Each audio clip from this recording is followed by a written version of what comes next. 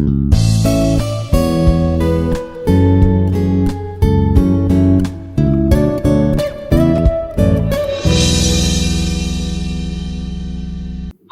this is Dr. Sajja Suneel. First of all, a very good morning to all of you. This is Sajja Suneel working as an assistant professor in Department of Data Science at Institute of Aeronautical Engineering. Today, I am here to discuss you about software project management in the subject called Object-Oriented Software Engineering. We are going to know about software project management. For knowing about this topic, what was our objective? We are discussing about SPM, software project management. In this software project management, we need to know what are the principles of software engineering and what are the software process and what are the project management strategies, which include estimation. If you remember, we already discussed this estimation. Process scheduling, we already addressed. Risk management, this was not addressed in my class. In my previous classes, I am going to address this risk management in my next class. These plays an important role. We are knowing these principles in software engineering. That's why we are knowing about this software project management. And what was the outcome we are getting? We are able to summarize the importance of project planning activities, which are going to help us in selecting and initiating an individual projects and portfolios of the project in a specific industry, enterprise. What SPM was?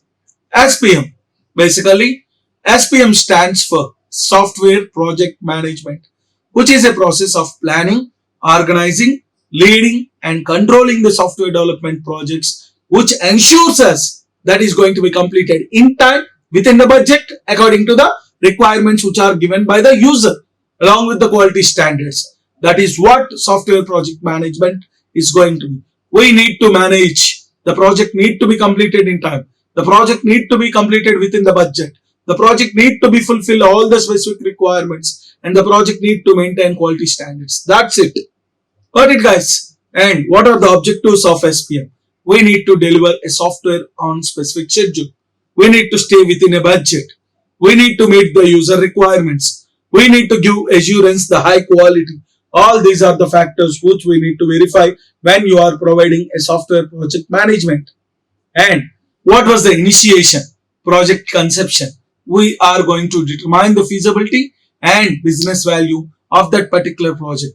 There are several key activities which include preparing a business case, conducting multiple feasible studies, and creating a project to define a high-level scope along with the stakeholders. The next one is planning, which is project roadmap.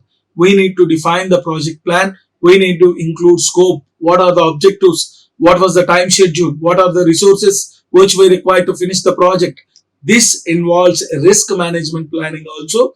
That should be set clear and measurable goals. Then only project roadmap will be executed properly. And next, execution, which is implementation. Developers are going to create the software based on the given specification, while project managers are going to assign the resources and manage the team to meet their specific objectives time to time. Continuous monitoring and controlling, which is going to taken care by performance evaluation too, where we are going to run concurrently with the execution. This phase tracks the project performance by using certain metrics to ensure whether the team is staying on the track within the budget or they are finishing on time or not. All these things going to be maintained by the performance and evaluation team. Finally, closure, which is project completion phase. We need to finalize all the activities, delivering the final product and the conducts cost as implementation, post-implementation reviews to document lessons which we are going to learn. And this is project initiation. First, business case development. We need to explain why the project is needed. We need to evaluate whether we are going to reach the expected benefits and the return on the investment which we people are doing. Next one is feasibility study. We need to determine whether the project can be completed with the available resources or not. And we need to evaluate the technical and financial operation feasibility. And see here, project initiation, project character creation.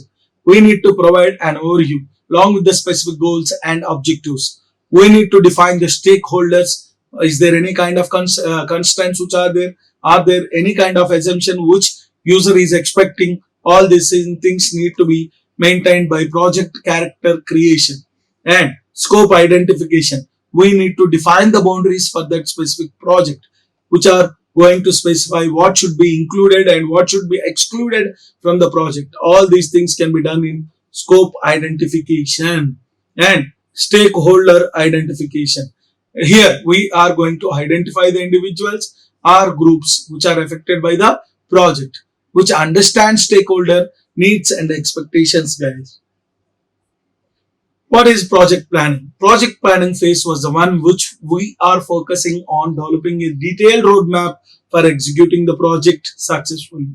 The project plan, which outlines whatever the aspects required for project execution, including tasks, resources, schedules, costs, and risks. And what was the breakdown structure? Yeah, what was the breakdown structure? Which is going to break into the project into smaller and manageable tasks. As you all know, when we have a complex problem, that should be divided into task, subtask 1 and subtask 2 and subtask 3. Right? Then only it will be distributed to the team. Right? Like this, any project is going to be distributed. Finally, we need to inculcate the respective modules together. Got it? What was the work background structure? We need to break into small and manageable tasks. And we need to define activities, milestone and deliveries from each team. Got it? That is what a breakdown structure was. Task list creation. We need to identify whatever the activities which are required to complete that specific project. And also we need to organize logically within the project structure. And what budget planning was? Budget planning, we need to estimate the cost for resources, materials and equipment. We need to ensure the project which remains within a financial constraint.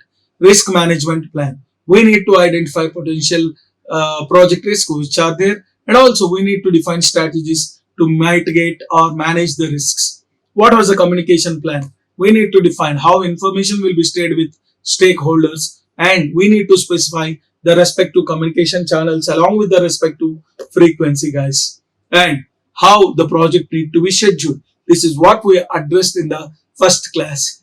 A project manager often use Gantt charts to visualize the project schedule. A Gantt chart is the one which is going to help us to display the task sequences, identify the task dependencies, track progress across the timelines. And task assignment, simple, assigning the task to each individual team member, ensure accountability to each project task. And project execution, this is the phase where actually project work take place. During this particular stage, our teammates are going to complete the respective tasks according to the project plan. Manager is going to coordinate with the resources and monitor the respective team to improve the performance and ensure all the deliveries are produced as the client expected. And task management. What task management was? Task management is a process where we are continuously monitoring the task completion and also tracking the progress against the respective schedule, guys. This is what task management was. And what is schedule management? We have a time schedule, right? We need to fix to that time schedule. We need to ensure whether our project activities are followed as per the timeline or not. And we need to adjust the schedule if any delay is occurring in the project. And the next aspect is cost management. We need to track the expenses and compare them with the project budget, whether we are controlling the spending amount towards the avoiding of cost overruns, so that we will be in the cost time limit. And next, project execution quality management. We need to ensure the project deliveries are meeting the required standards, and also we need to apply the quality assurance and testing process. And changing management, manage change to prove if project scope requirements or resources is required, where we ensure changes which are properly evaluated and approved. Procedure management, which leads to certain things acquiring external resources such as vendors, equipments or materials. These are the importance of project execution. And what project monitoring and controlling was. Project monitoring, we need to continuously monitor the project, whether it is completing in time, whether the tasks are fulfilling the requirements of the user, whether we are crossing any boundary. All these aspects need to be continuously monitored and controlled. For that particular purpose, we require this particular phase called monitoring and control phase, which runs simultaneously along with the project execution. We are focusing on tracking the performance and also ensuring the project remains on schedule within the budget, which has constraints such as scope, time, cost.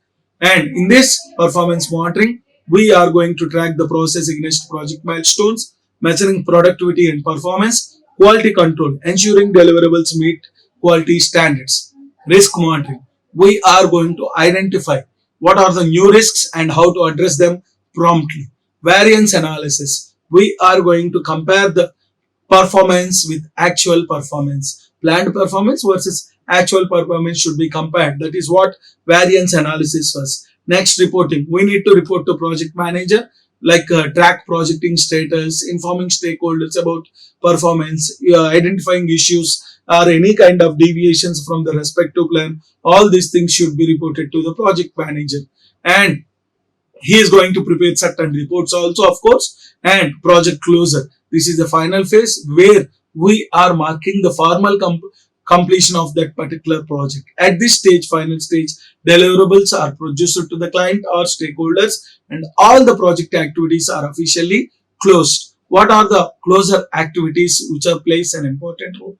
Delivering project outputs, final deliverables are submitted to the stakeholders or the respective clients. Cost estimation, this is the process of predicting the amount of effort, time, manpower and money which is required to develop a particular software project. This is what we discussed in my previous class at the cost estimation topic. And estimation involves multiple things: how much effort is required to complete that activity, and how much calendar time is needed to complete each activity. Is there any objectives? Yes, obviously there. Estimating the total cost, allocating resources efficiently, preparing project schedule, avoid budget overruns, improving the project planning. All these are the objectives for cost estimation. And the important things in cost estimation, which I discussed with you in a brief way: delivering quality software. Software should be reliable, secure, and user friendly. Controls cost and time. It should be built within the time and deadline. Maintainability, easy to modify and upgrade into future. Scalability, software should adapt to increasing demands. Reusability, encourage user to use the existing components for saving the time. And what are the key objectives which are otherly required for initiating the resource allocation, project feasibility, support budget planning? All these things we already knew. Minimizing risk, improving decision making, aid in project scheduling, improving decision making, where project managers and stakeholders, along with the data driven insights, which are going to be informed and those are going to be planned and executed. Aid in project scheduling, which is going to help us in setting realistic timelines by estimating the duration required for each developer. And project size, measured in terms of LOC or FP. LOC, lines of code or function point, which is briefly explained to you at cost estimation class. And the overall size of the project directly is going to influence your effort and time which is required for the development. Project complexity, whenever there is a tough situation, high complexity demand more time and specific expertise and careful planning is needed, which is going to impact the cost. Technological and tools which we are using, software tools, platform, licensed versions, or any kind of special hardware which is required automatically increases the expenditure. Risk and uncertainty, factors with unclear requirements leads to risk, obviously. And developer duration, the total time which requires design, develop, test and deploy. Overall cost estimation, team size and skill level, number of developers and their experience level, which is going to affect the labor cost. All these things play an important role. LOC, lines of code, source of lines of code. By using the lines of code, we are going to do the cost estimation. We are going to predict the amount of effort which is required to develop a program, as well as to estimate the programming productivity or maintainability once you are going to produce that specific software. There are two major LOCs: physical LOC, logical LOC. Physical LOC is going to count the lines of code in the program source code. Logical LOC is going to measure the number of executable statements but specific computer language. Step 1, by using functional point count, unadjusted functional point count, we can increase the things by using external inputs and outputs. External inputs are nothing but the user who is defining the distinct application and oriented data. External outputs, those items provided by the user. And in this step 2, we are having multiple parameters: user inputs, outputs, user requests, files, and external interfaces. We are going to calculate with an average with complex numbers. And this is to calculate the unadjusted function points. We are going to calculate the technical complexity factor. Finally, this was the formula to calculate FP and technical complexity factor. These are the two formulas which helps us to estimate the cost. And relationship between lines of code and functional pointer. These two are going to, functional points and line of code is going to be very helpful to calculate the cost estimation, and also to calculate APM, adjusted per month, which is going to be total EAF, selected factors into per month. All the things are going to be delivered. Basic COCOMO model. This is the straightforward model which will be used for estimating the software product development, which gives us a simple mathematical formula to predict how many persons are going to be worked for a month based on the lines of code. And this is the COCOMO model where we are going to estimate the effort and time which is required to develop the following. Like here, persons required effort by time, ABCD are the parameters, TD was the time given to that particular parameter. And this is about software project management along with cost estimation. I hope we had a great understanding about software project management in this particular class. We'll meet with some other topic in the next class. That's it. Signing off. Yes, Sunil. Like, share and subscribe. Hit the bell icon for more updates.